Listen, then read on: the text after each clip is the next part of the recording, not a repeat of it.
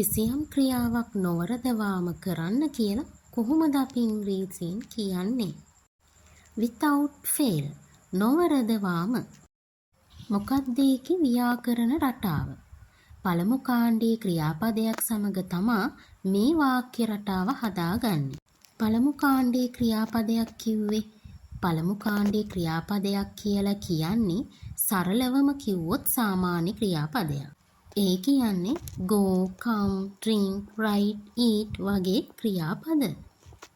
තව පැහැදිලිව කිව්වොත් ඊළඟට ඇති පින්තූරය දිහා බලන්න.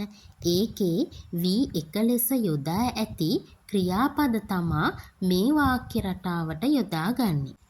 ඉංග්‍රීසි භාෂාවේ සියලුම ක්‍රියාපද අපේ අධ්‍යයනය පහසුවට අපි V1, V2, V3 කියලා අපි කොටස් වලට බෙදා ගන්නවා.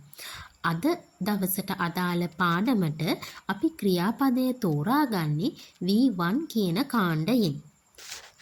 එහෙනම් මෙතනින් එහාට සාමාන්‍ය ක්‍රියාපද මම හඳුන්වන්නේ V1 කියලා. එහෙමත් නැත්නම් V1. මේක තමයි අද අපේ පාඩමේ ව්‍යාකරණ රටාව. V1 කියන ක්‍රියාපද කාණ්ඩයට එකතු කරනවා without fail කියන පදය. උදාහරණයක් ගමු. නොවරදවාම යන්න. ඒ වාක්‍යයේ ක්‍රියාපදයකෝ එහෙමත් නැත්නම් V1 කියන්නේ මොකක්ද? යන්න කියන පදය. නොවරදවාම කියලා කියන්නේ කොහොමද ඉංග්‍රීසියෙන්? without fail. එහෙනම් කොහොමද නොවරදවාම යන්න කියලා අපි ඉංග්‍රීසියෙන් කියන්නේ? go without fail. අපි දැන් උදාහරණ ටිකක් බලමු. නොවරදීම එන්න.